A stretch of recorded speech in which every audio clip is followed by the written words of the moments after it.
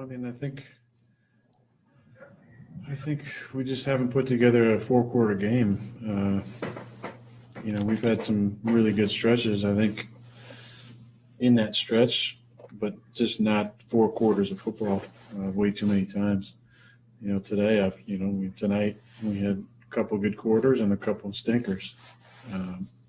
That's just not consistent winning football. So we got to figure out offensively what happened there in the second half and get ready for a good football team coming in. Aaron Nagler. Oh, sorry. Go ahead, Pete. You have a follow-up? If I could just follow that up. Do you have any kind of initial thoughts on what might have happened with the offense there in the second half? Well, we started off good on third down. We couldn't hit a third down. We didn't run it as well, obviously, in the third quarter. They played very soft in the secondary and couldn't find a way to get Devontae involved a little bit more, which I think hurt some of our production. And, there's a couple of breakdowns in protection. It looked like, I think the first drive, big-time hands to the face there on Lucas. That, I would have kept, obviously, been an automatic first down and kept a drive going. But I don't know, we're going to have to look at it. It just – nothing felt good. The energy was a little off, and we obviously had the 3 and outs. Aaron Nagler. Aaron, I'm sure my colleagues will pick apart a lot of what happened there in the second half, but I want to know, did you invent the look to the wide receiver who isn't there on the RPO and then keep it for a first down play tonight? That luckily is not going to go in the blooper reel, because I was able to somehow make a cut and not fall down short of the first down. So it turned into a positive gain. Definitely not how we drew it up at all. I thought Al and I were on the same page. We obviously weren't. Then I went into freak-out mode for a second and realized there was kind of a hole there. Maybe I should see if I can get some yardage here. I wasn't planning on running anybody over or taking anybody on head on. But when I moved to the right, I was able to get a couple positive yards. Matt Schneidman. Aaron, I know you've said a couple times this season you guys owed the defense after last year. Did you feel the defense owed you guys one, and would tonight qualify as one of those? Tonight was definitely a stinker for the offense. The third and fourth quarters, our defense played well. Big the play of the game was the fumble. They're going in to make it 14-10. Kev picks it up, and next thing it's 21-3.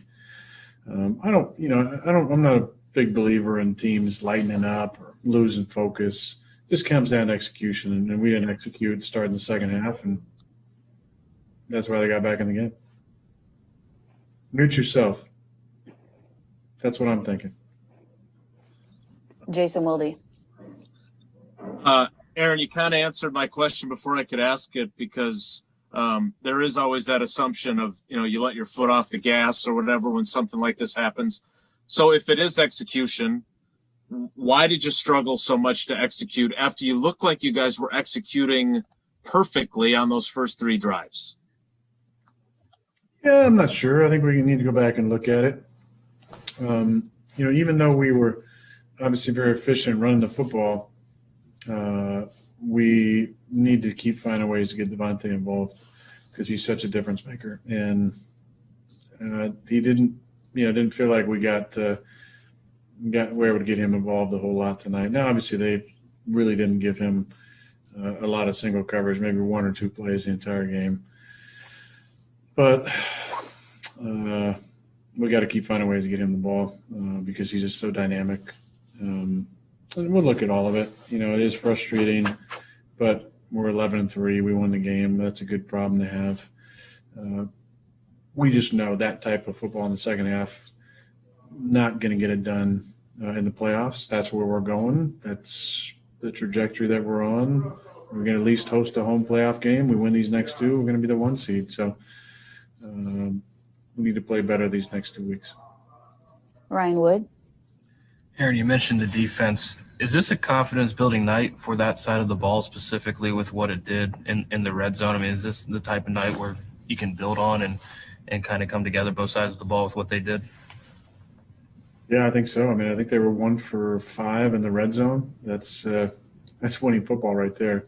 Obviously forced a turnover, almost forced another one when they stripped Teddy there on one of those last drives. That's just really good football. They've done that, I think, over the last couple of years. Been really stout in the red zone, but tonight was extra special. I think it is a confidence game. I think Preston seems like he played really well, and Z playing through the thumb, and then KB seemed like he had a really good game. Adrian as well seemed like he was all over the place. So there was a lot of really good winning performances, I'm sure, on that side of the ball. We got cleaned a lot of things up on our side. Mike Spofford. Yeah, Aaron, for as much as you guys were struggling in the second half, just how big was that conversion to Lazard on the shallow cross? And can you just talk about how he gets so open on a play like that? Yeah, he got picked for. I think it was Bobby, maybe. There was a natural rub there. So that wasn't really hard.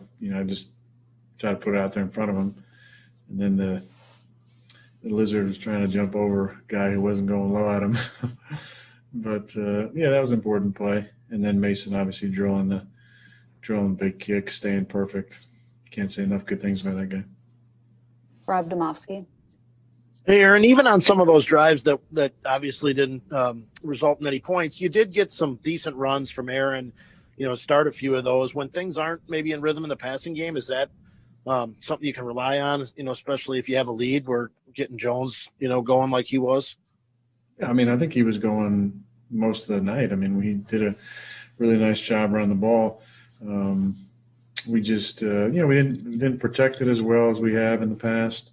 We didn't have guys open on time as we have for much of the year. So I feel like there were definitely a couple coverage sacks in there, which are, we just haven't had a lot of those. There's been places to go with the football. They, they brought some pressure, didn't really get home. But their sacks, I feel like, were on 4-man rushes and playing coverage and kind of locking guys down. So I've got to give them credit. But they played really soft, and that's why we ran the ball so efficiently most of the night, especially in the first half. Mark Daniels. Yeah, Aaron, I kind of wanted to ask you about their pressure package. Anything different about their rush that gave you as much trouble as we've seen this year? No, I mean, I don't think it's a whole lot different. It's a strange defense. It's a lot of college principles you see at the college level with their 3-3-5 stuff. Very strange alignments. They played very soft in the secondary. A lot of too high. Even some, I don't even know what you call it when it's like 5 guys are high. The pressure package, I felt like we picked up pretty good. It was more of the the 4-man rush when we didn't have guys open that gave us problems. Bill Huber. Aaron, you're having one of those seasons where it's kind of a milestone every week for you, but 40 touchdowns, you're the first to do that 3 times. Does that mean anything to you? Yeah. It's good to get that while Pat's still young, because I'm sure he'll be bumping up that number pretty quick. But, yeah, I mean, that's anytime you do something that nobody's done before, it's pretty special. Understand the history of the league. And, it's a little bittersweet, though, Bill. Just tonight, as fun as the first couple quarters were, it's not going to be the easiest night of sleep thinking about the second half. Tom Silverstein. Aaron, when Jamal Williams went out, did that take you out of any of your offense? Looked like you guys were going with him and Aaron Jones together, and would that might have helped against the soft coverage you were getting? I think so. Yeah, I think there was definitely some things that we wanted to do with him and stuff in the plan. He's such an important part of what we do, not just run the football, but in the screen game and the protection game, checkdowns, and we've split him out wide at times too. So that's a good point there. I think having him out took away some things we wanted to do for sure. We'll do two more. Andy Herman. Aaron, you mentioned earlier that you wanted to get Adams more involved, but you also mentioned the Panthers were not letting him get single coverage and were really trying to take him out of the game. How do you kind of go about reconciling those two and still getting him involved when they're trying so hard to take him away? Well, that's a good question. There's ways of doing it. I think it's, some action. You get them involved in the action passing game. And then, I don't know, we'll look at it. I think there's some things, that we had on the sheet that we just didn't get to. They had a plan to take him out of the game. And we just got to keep finding ways, even if they're going to try and do it, because teams should do that because he's so dynamic. Just keep finding ways to get him involved. Last one, Aaron Nagler. Aaron, did you guys get caught trying to go for the kill shot when you were up 21-3? I don't know, Nags. I mean, I don't think so. I really don't. I think,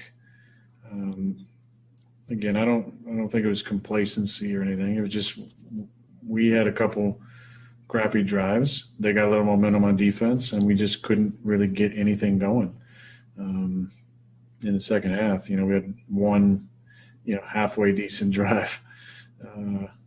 But, no, I don't think we were thinking about the kill shot. We were already up, 3 scores. At that point, it's a totally different ball game. We just didn't execute any of the stuff really from about the 5-minute mark on in the second quarter.